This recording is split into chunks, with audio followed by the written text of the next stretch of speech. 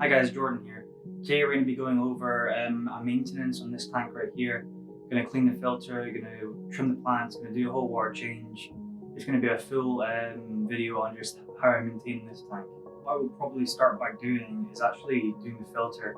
This way I can actually bleach the purigen that is in the filter while I'm doing the maintenance. So I'll clean the filter first and then I will go on to doing the tank. When I go on to cleaning the tank, what I like to do is drain a little bit of the water to get my hand in, clean a little bit, trim some plants, and then we do the rest of the water change. So as I said, what we're going to do first is we're going to switch the filter off. And then I like to move the pipes into a bucket.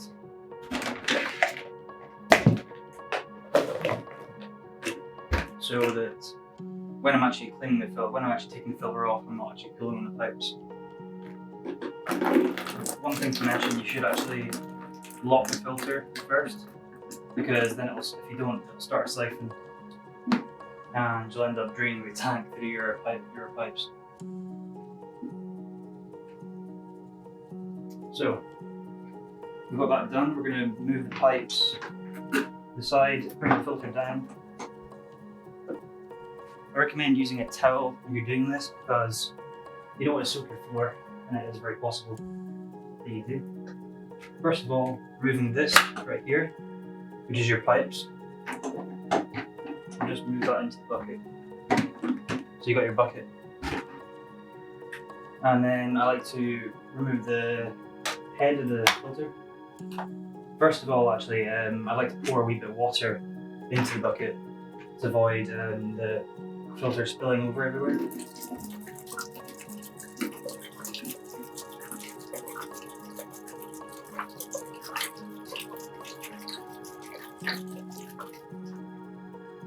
Okay, remove the head of the filter.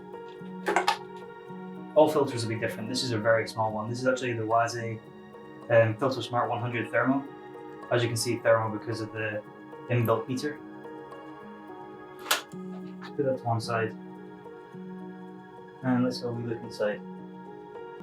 This hasn't been cleaned for a very long time, so as you can see, this purigen right here is basically black. And then here's my media.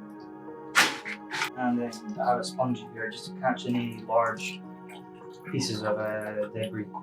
This isn't required, but I do like to add a sponge to these filters because it's just the way that they are designed. And yeah, so I'll empty this water somewhere else and we'll get to cleaning the sponges. You just basically just squish the sponges. Just take the sponges and squish them, wash all your media in the aquarium water or the water that you've taken out of the filter, because you don't want to be using tap water that will kill good bacteria. And then the purigen, I will basically put in a water and bleach solution for the remainder of when I'm doing maintenance, and hopefully it kind of revives the purigen a bit more. Another thing I'm going to do is put some of these filter pipes in buckets along with the purigen to get bleached, and that'll clean these. To remove these, if it's kind of being like a pain to kind of pull off, don't put too much pressure on this because it can snap really, really easily. What you'd like to do is maybe push the pipe into the tube. I know it sounds a bit counterintuitive, but you push it in and you can hear a little pop, and you eventually can then twist it off very, very gently.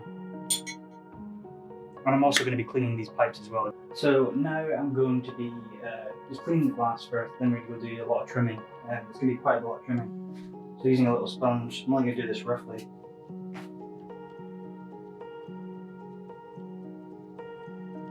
Okay, that'll be enough. Generally this glass doesn't actually get very dirty, so I don't actually clean it that often. It's quite nice. It's being quite a mature tank, so there's very, very little maintenance that goes into this tank, which is amazing. So we're going to use some scissors. I'm going to trim up as much as I can. Also trim up the top here like this. I'm just going to chuck everything on the ground. It's going to be quite a lot of trimming needing done.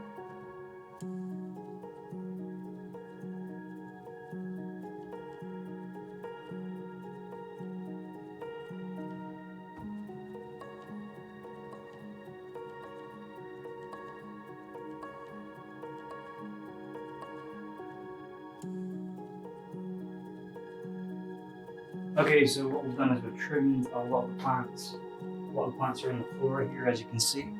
That's going to go in the bin, and I'm going to try and net out a lot of these plants. There's probably going to be some shrimp on the plant, baby shrimp, so I'm just going to try my best, but try and put some water in the bucket as well, in case I do catch any baby shrimp. Okay, so what we're going to do is have a little net, and we're going to just move them about a bit so the shrimp will actually go on. Take this out in the bucket.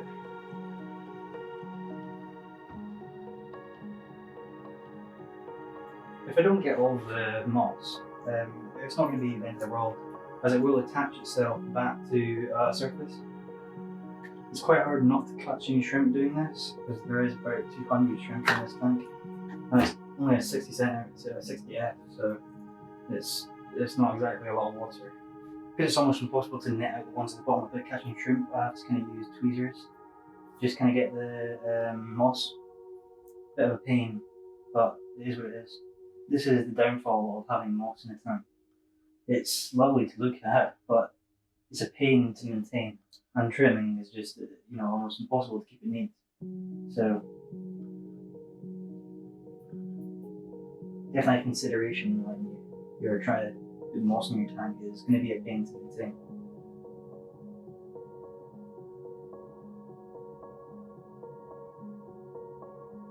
Some people might recommend using a little hose while you're trying to trim the moss, and then you suck it up at the same time. But if I was trying to do that, I would suck up like 1,000 shrimp. So this is the process I have to go through. This is a feeding dish for shrimp.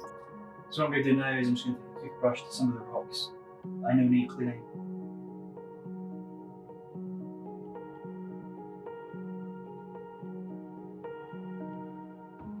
So now what I'm going to do is I'm going to kind of try and move the shrimp away. Not taking any water in there. There's so many baby shrimp that it's almost impossible to get them all the way from the area you've got aside from. Okay, so I'm taking out some water now. I'm just going to try and take a wee bit of the soil away. I just want to replace it a wee bit.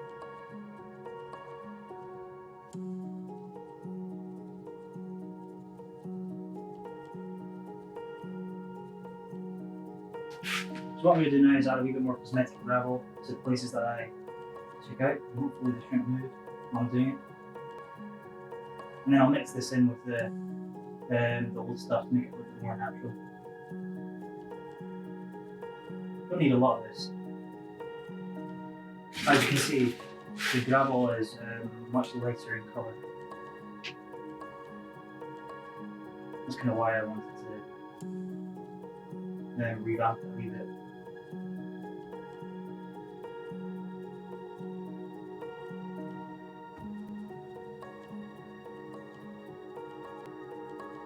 So what I'm going to do now is I'm going to replace the water in here. I'm going to fill up a bucket of water, RO water, and then I'm going to remineralize it, shrimp mineral, GHH+, and then go from there. And using a jug, I'm just going to put the water back into the tank. This water is back up to the temperature of the tank, roughly about the same. So there's not a large temperature swing for the shrimp.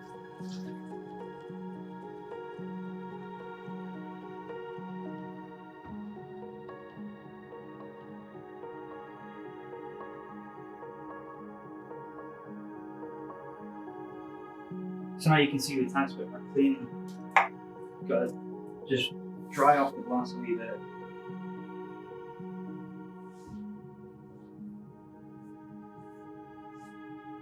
So I've added the pipes back on, the filters back up and running. I'm just going to switch it back on, and the heater. So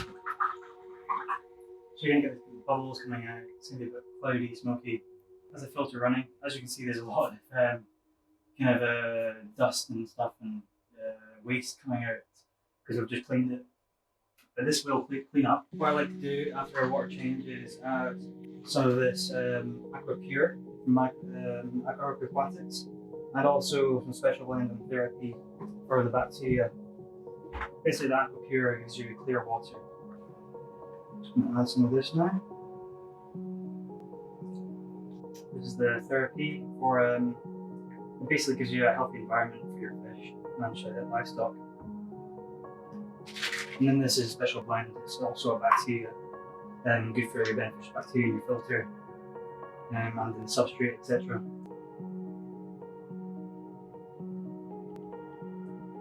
And I'm going to add a little bit of fertilizer to the tank as well, because it is the morning. I add fertilizer to this tank every day, about, I'd say, 1 milliliter every day. It's quite a decent amount, but there is a lot of plants in here. And as you can see, all this growth up top, that's going to take the nutrients as well. So it's very demanding on nutrients this tank. Even though it's not a CO2 tank, or a non-CO2 tank, it's fairly demanding. So as you can see, we've done all the maintenance, the trimming's all done.